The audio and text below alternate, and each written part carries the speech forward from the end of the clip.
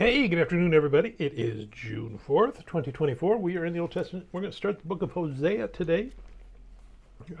What do we know about Hosea?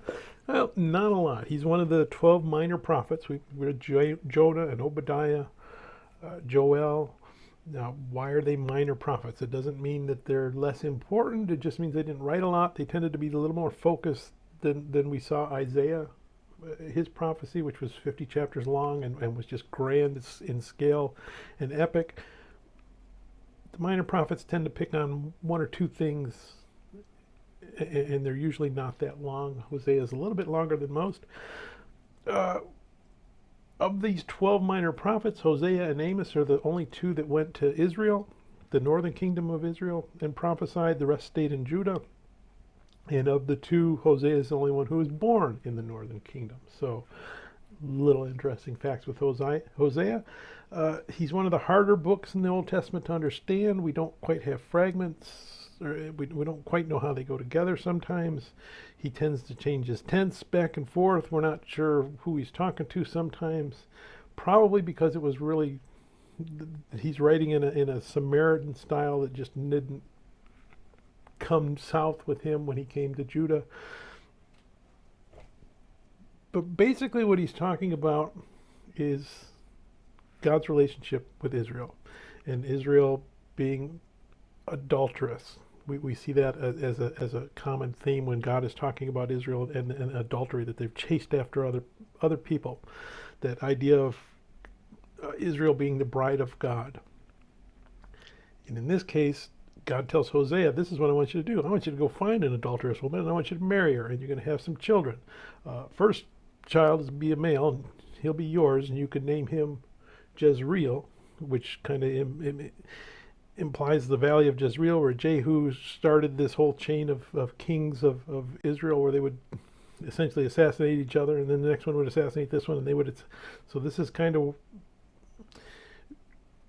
implying that this prophecy starts where Israel went astray. Then you're going to have a second child and a daughter. You're going to call her No Mercy. Probably not yours. Not sure. You're going to have a third child. What was the third child? Not My People is the third child. And that one's not yours at all. Don't even think about him being yours. He's not. And again, this is symbolic of Israel chasing after other nations, chasing after other gods, chasing after other idols, and just getting further and further away from God. I'm not going to have any mercy on you. You're not going to be my people. But the conclusion is that there is going to be reconciliation. And that's something to look forward to, I guess. But right now, we're just going to get this little setup of Hosea's family, and we want to see that this is that he's living out this prophecy in his life. So he's going to be the living example. We've seen that a few times with the prophets. So let's go ahead and we're going to read Hosea. We're going to read from chapter 1, verse 1 to 2, verse 1.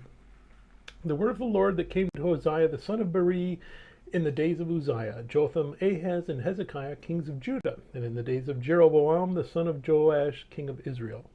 When the Lord began to speak by Hosea, the Lord said to Hosea, Go take yourself a wife of harlotry and children of harlotry, and the land has committed great harlotry by departing from the Lord. So he went and he took Gomer, the daughter of Diblaim, and she conceived and bore him a son. Then the Lord said to him, Call his name Jezreel, for in a little while I will avenge the bloodshed of Jezreel on the house of Jehu, and bring an end to the kingdom of the house of Israel. It shall come to pass in that day that I will break the bow of Israel in the valley of Jezreel. And she conceived again, and she bore a daughter. Then God said to him, Call her name Lo Ruhamah, for I will no longer have mercy on the house of Israel, for I will utterly take them away.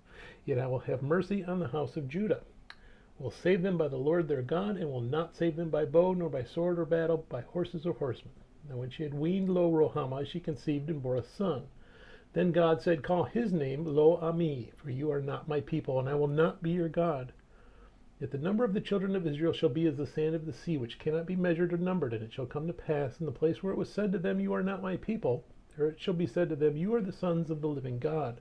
The children of Judah and the children of Israel shall be gathered together, and appoint for themselves one head, and they shall come up out of the land, for great will be the day of Jezreel. Say to your brethren, my people, and to your sisters, mercy is shown. May God bless the reading of his word, And may God bless you. Bye.